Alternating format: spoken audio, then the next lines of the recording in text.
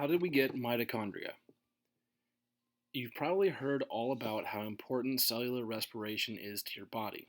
It's the way your cells release lots of energy from your food.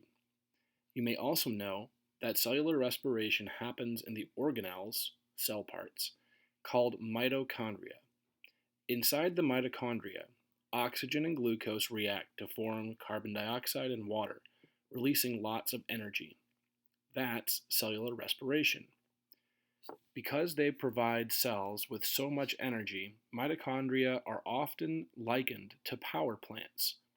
Your cells aren't the only ones that have mitochondria. So do the cells of all animals, plants, and many other organisms. What are mitochondria exactly?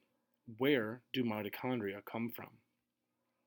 One clue to where mitochondria come from is their size and shape. Mitochondria are shaped sort of like sausages, long and rounded on the ends. They are typically about 2 micrometers in length, but can be anywhere from zero point 0.5 to 10 micrometers. In size and shape, mitochondria are similar to many types of bacteria. Mitochondria also multiply in the same way bacteria do. One mitochondrion becomes 2 new mitochondria by splitting in half. Those similarities may be intriguing, but the most important clue to the origin of mitochondria is their DNA. You have probably heard that the nucleus at the center of a cell is the part of the cell that contains DNA, making up the genes that determine your traits. That's true, but the nucleus isn't the only cell part with DNA. The mitochondria have DNA too, and it's very different from the DNA in the cell nucleus.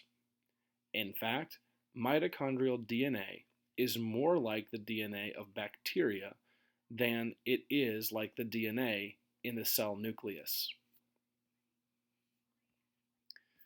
Mitochondria have bacteria-like DNA, multiply in the same way bacteria do, and are similar in size and shape to bacteria for a simple reason. Mitochondria started out as bacteria. More than 1 billion years ago, the bacteria that gave rise to mitochondria were independent organisms, similar to some types of bacteria that are still around today.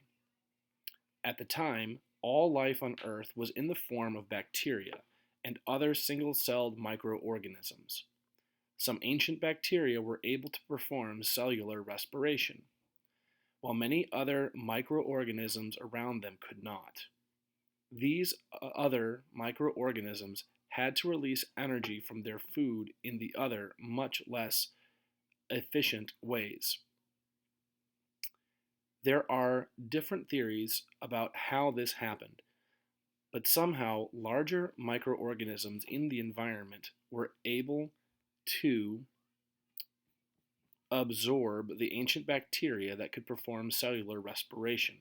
The bacteria became parts of the larger microorganisms. They became the organelles we call mitochondria. Once the larger microorganisms contained mitochondria, they gained the ability to release energy through cellular respiration. This ancient event is the reason why you are able to get so much energy out of your food. Thank your mitochondria.